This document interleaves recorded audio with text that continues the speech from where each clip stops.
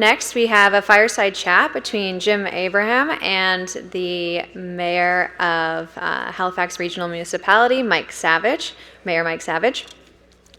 Jim, you might have met or seen him on stage today. He's one of our MCs. Just to recap his titles, he's currently a fellow and was the president of the Canadian Meteorological and Oceanographic Society from 2021 to 2023. He's also president of Climate Action Services.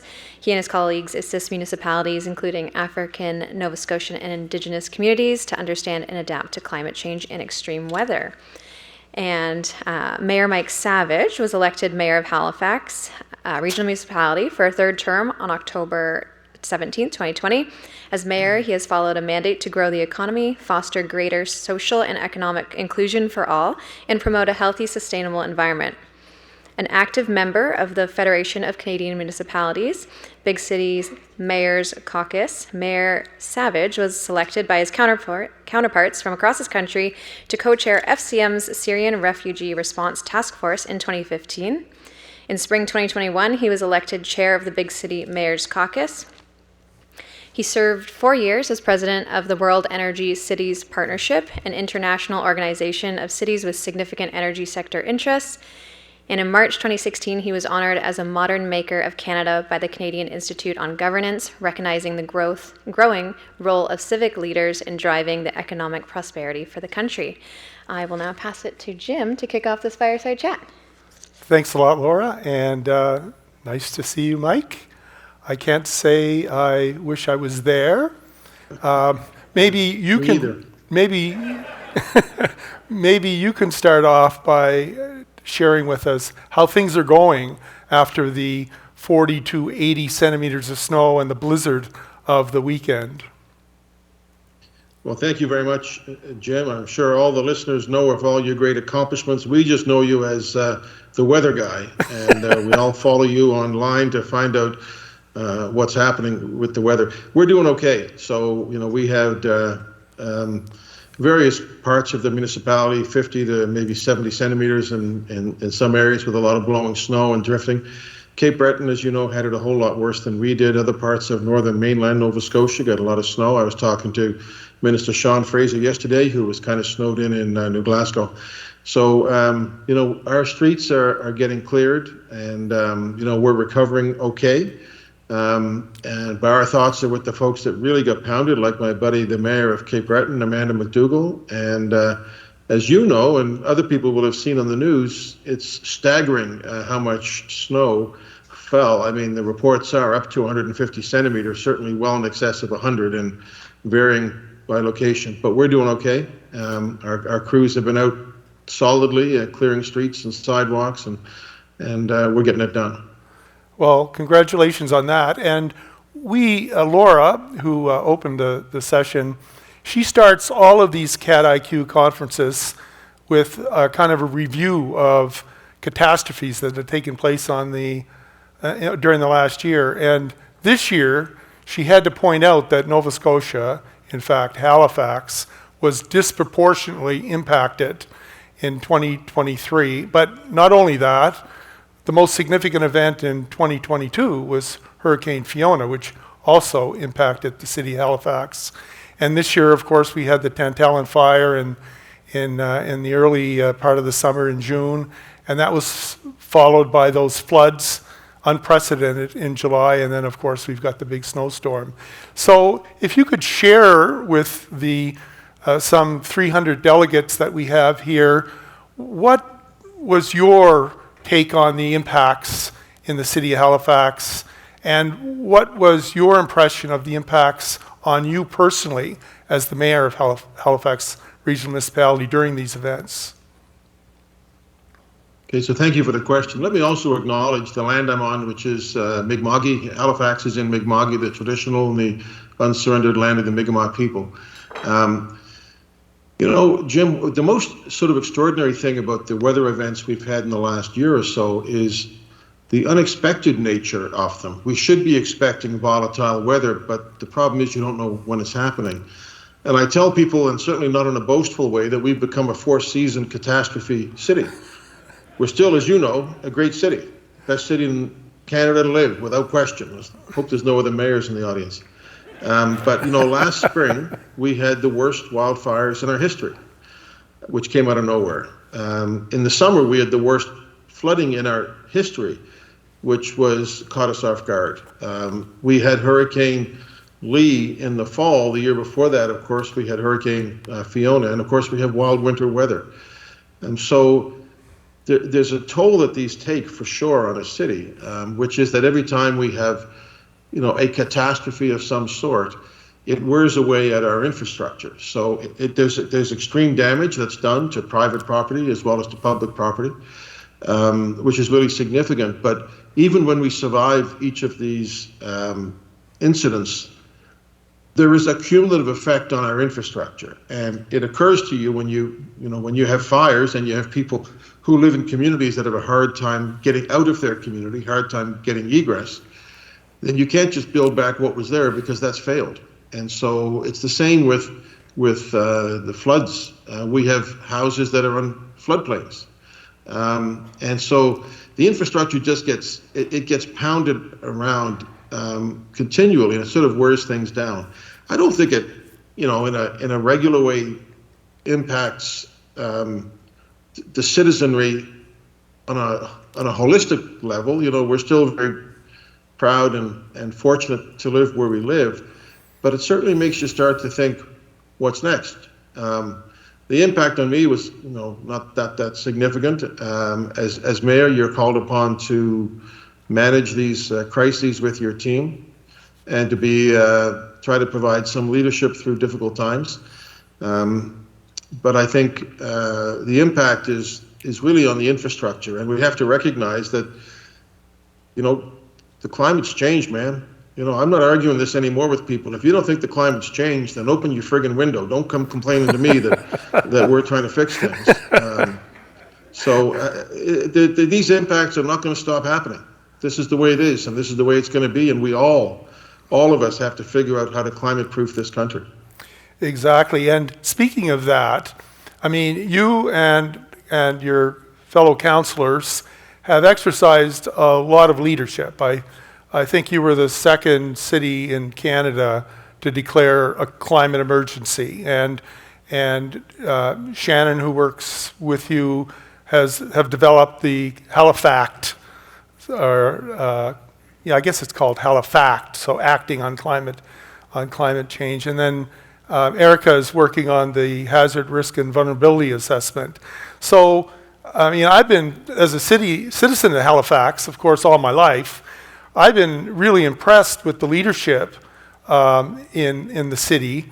And maybe you can share a little bit with my colleagues here about each of these initiatives and the challenges in implementing some of these. As you say, come on, open the friggin' window. Like, I'm sure you're still getting challenged by some of the investments that need to be made and are being made. Yeah, thank you for that question. That's certainly, the case. We were the second city in the country to declare a climate emergency. It doesn't sound like a very brave thing to do, but I think it was a significant act on the behalf of council. And yes, we have extraordinary people in the city on the staff side. Shannon Miedema, who is our staff lead on environment and climate change, who not that many years ago was really the only employee in that area, one or two, and now we're into the 20s in terms of people that we've hired. You mentioned Erica Fleck, the queen of emergency management, an absolute darling who I spent some time with yesterday at the EOC, the Emergency Operation Center, has provided incredible guidance. I also give a lot of credit to our elected council. So we did come up with this plan called Halifax, and it's sort of a play, obviously, on Halifax. The act is acting on climate together. So when we sent our staff away to come back with a plan, they talked to everybody, not just to the Ecology Action Center, who have an important role to play, or to Jim Abraham or some of the other geniuses that know this stuff, but they talked to the social workers of Nova Scotia. And because climate affects all of us, and it affects those who have the least, the very most. So it's amazing work. And yes, so here's the thing. So we said, okay, we adopted this plan, Halifax. And then council said, you know what? We're going to have to fund this thing. And we put a climate action tax on every property in HRM of 3%. That's a big deal, man, and that's to fund, that'll raise $18 to $20 million a year, which we then need to partner with provincial, federal government and other partners to do the kind of stuff that we need. And that's something I'm proud of, but it wasn't easy. And I tell people that, putting a 3% tax on property was unanimously endorsed by some of the people, not by all of the people. So it's a challenge. But that allows us, to do the electric buses. It allows us to get the EV charging stations. It allows us to retrofit our buildings. It allows us to have the planning rules that we need in place. It allows us to do important things like nature-based solutions, which we're implementing on the harbor. We're, as you know, better than anybody, we're a coastal city. We are affected by everything that happens in the Atlantic Ocean seems to come to Halifax. And so, to me, it's a classic case of the commercial I remember from when I was a kid. I think it was for Fram. You can pay me now or you can pay me later. I believe that we have to take action on climate, and not just because some people say, well, China's not doing this and Russia's not doing that and India's not doing this. And, so there is a global responsibility we have, but we're also dramatically affected each and every day by climate in our own areas. And so both from a mitigation and an adaptation point of view, I think these measures are important and will pay dividends and will have an economic payback as well in the years to come. Exactly. So we've got 300 or so folks here in the audience, and the majority of them are from the insurance industry, but we've got folks from the academic community. We've got folks from all levels of government, and we've got folks that have several hats on, like myself and others from the non-government organizations.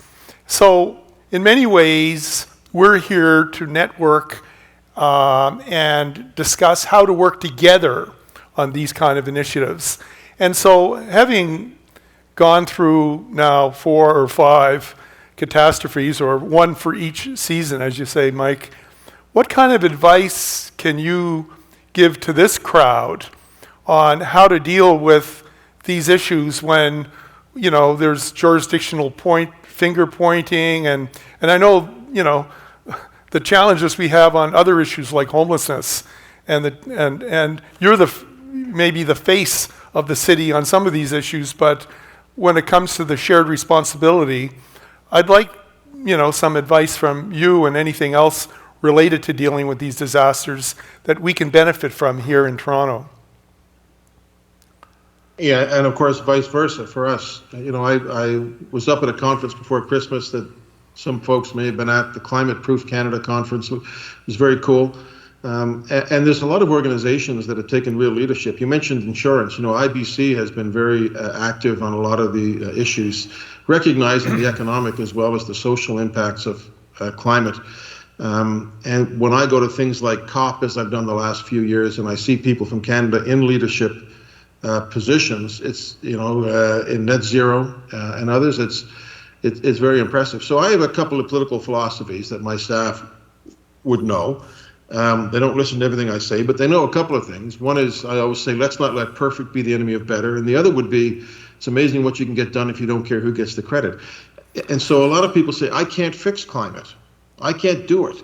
No, not individually you can't, but we can all impact the climate around us. And I think, the old saying they used to say about social responsibility, think globally, act locally. I think there's an element of that as well, and it does escalate up into the broader environment. But I think the most important message is we have to do this, and we have to do it together, all orders of government, and there is a cost to it. So not everybody believes that is the case, but there is going to be a cost to it. But the cost will be so much more if we don't do these things that to a lot of people sound almost unnecessary, like retrofitting buildings. Well, what's the problem with our buildings, Well, there's a lot of problems with our buildings. What if we don't electrify or use hydrogen to power transit? In Halifax, we've got not only buses, but as you know, ferries. And we're looking at a electric ferry to bring people in from the Bedford area and out there into the city, more into the city. That's expensive. The price went up, I think, $80 million almost overnight.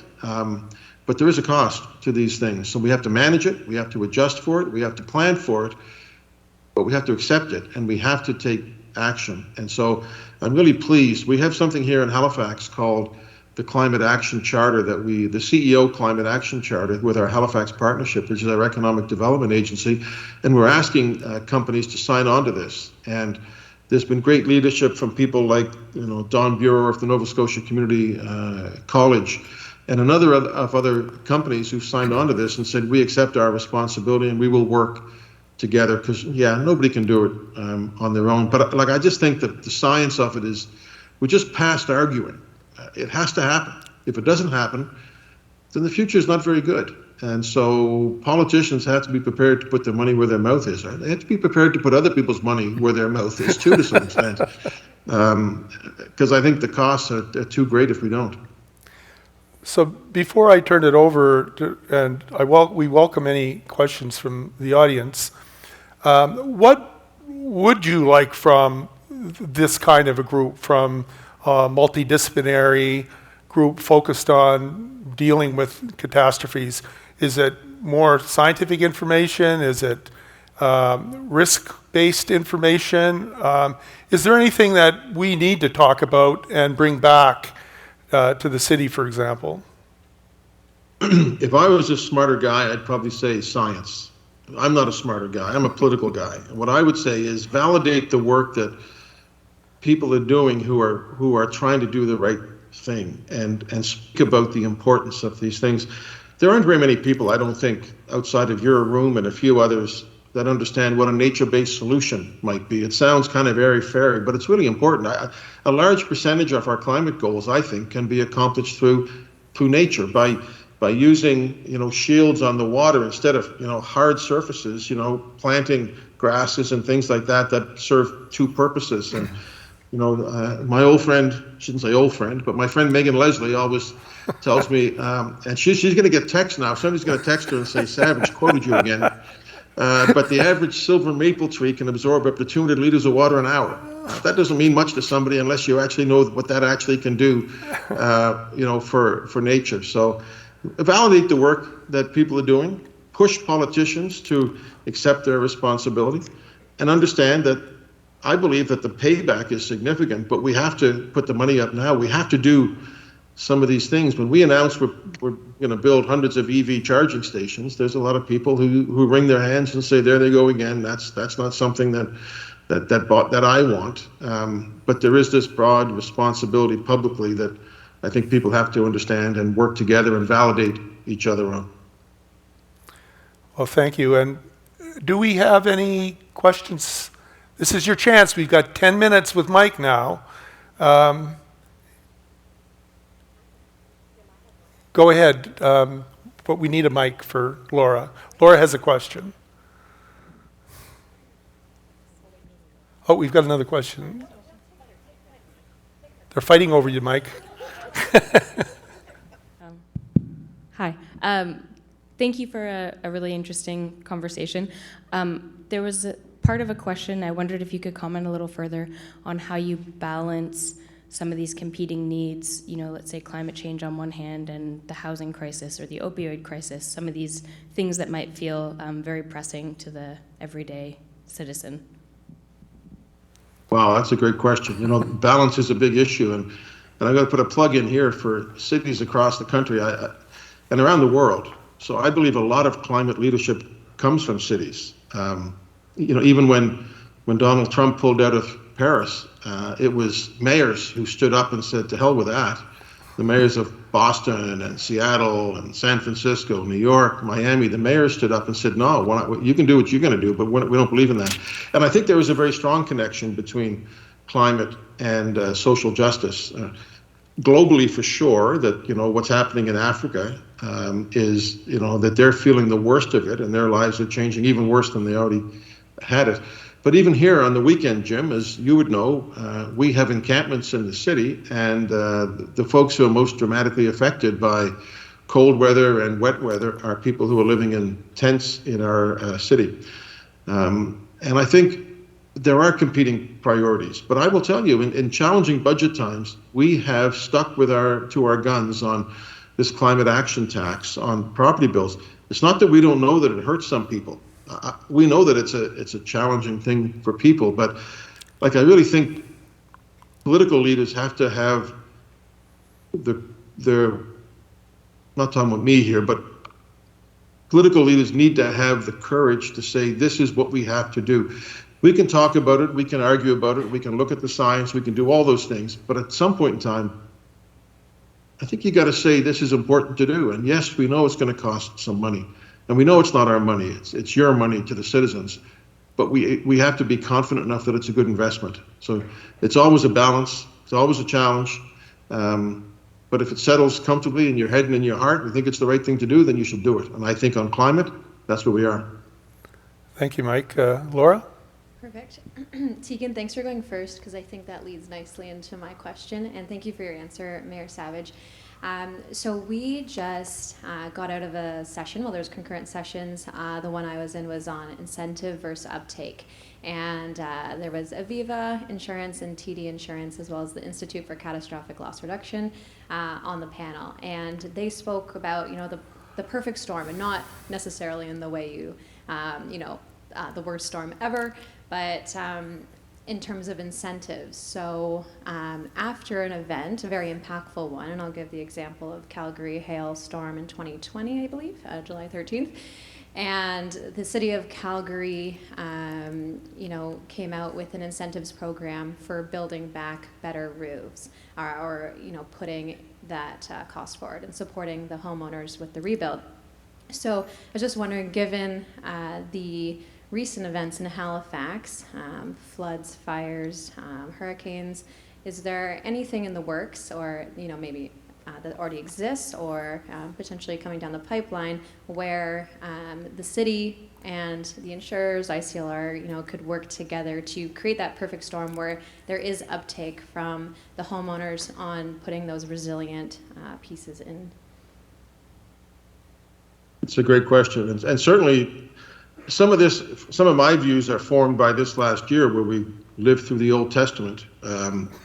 But I think even longer than that, we have for some years here, we've incented people to put solar panels on roofs through Solar City, which was something that FCM, the Federation of Canadian Municipalities, came up with through their environment, the Green Network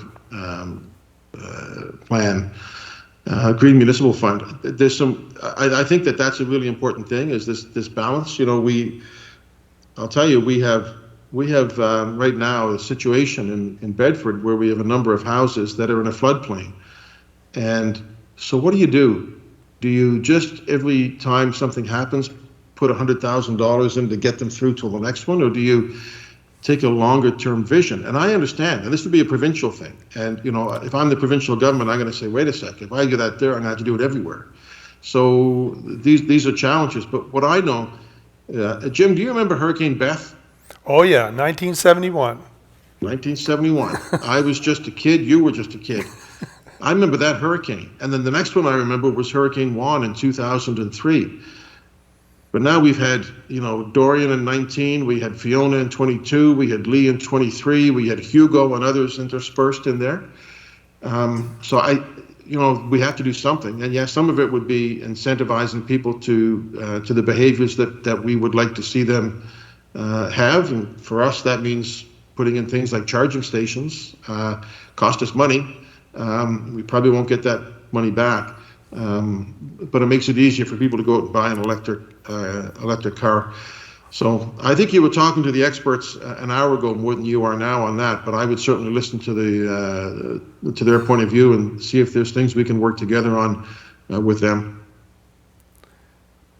Any other questions? I've got a question right back in the middle there.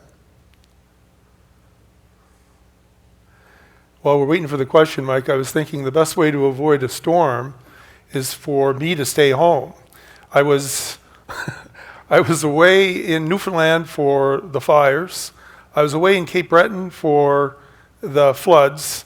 And now I was in Baltimore and here for the snow. So if I stay home, I don't think anything will happen. Anyway. Well, yeah. But I know that you like to travel. You got the private plane, and you like to get around and live your lifestyle the way you always do. I love it. Okay, question. Hi, Mayor Savage. Dustin Carey. I'm the climate adaptation lead with the Federation of Canadian Municipalities. So in your role as chair of the BCMC, the next time you're sitting down with the Prime Minister, and if he were to ask you, what could the federal government do to support municipalities across the country to build resilience to climate change, what would be the #1 answer you would give him? Thank you for the question. I would say this, to be honest with you. I think the Prime Minister has got a pretty good understanding of a lot of these issues on climate, and I think he's tried to do what he can do. And so there are certainly things we believe in, as you would. The green. What do we call it? What's the FCM thing called? The Green Municipal Funds. Green Municipal Fund, GMF. Like, that is a major investment that gets leveraged, and what we've shown is that if you invest in cities, you'll actually get stuff done. You'll get money leveraged, but you will get stuff done. And I also have to put a plug in. I know it's not specifically around climate, but cities like Halifax, we have contributed to something like 80% of the growth of Nova Scotia in the last 5 years. Halifax has grown phenomenally, but our revenues have not. And so this FCM, and I know this through my work as chair of the Big City Mayors, we're really pushing the idea of a new fiscal framework that recognizes that cities just can't do stuff on their own. And as we build more and more housing, which we need to, let's make damn sure that the housing that we built is good housing, that it's sustainable housing. Let's not just build units to store people, but let's build communities in which people can live with trees and with parks and things for kids. That's what I would say. And Sean Fraser's a bright guy, the Minister of Housing. We've had these conversations. We have an opportunity. I don't want to look back in 20 years and say we had a housing crisis and we built poor neighborhoods to get out of it. We have the opportunity to build sustainable, accessible, inclusive communities as a result of the housing that we need to build. So I think my message to the Prime Minister would be pretty consistent that way, to support us. And we want to work with provincial governments as well. We want to work with everybody, get stuff done. Well, thanks, Mike. And Laura's coming up to thank us. But before she does, I want to personally thank you. I really do wish you were here, because shortly after the end of this session, we're having a cocktail hour. And the theme of the cocktail this year is called the Fire-NATO. And I think it'd be wonderful if I could bring the ingredients for a Fire-NATO back to Halifax, and you and I can share a drink. So thanks very much, Mike. Listen, I want to thank you for this opportunity. I've enjoyed it. It got me out of council half an hour early as well. Down here, we had regional council today, which is why I couldn't get up there. But I want to thank everybody who's there and who's doing the work of building and rebuilding after natural disasters and catastrophes. So, Jim, it's always a pleasure, and thanks to everybody else. Thank you. Laura? Thank you. Yeah, let's go ahead. Round of applause.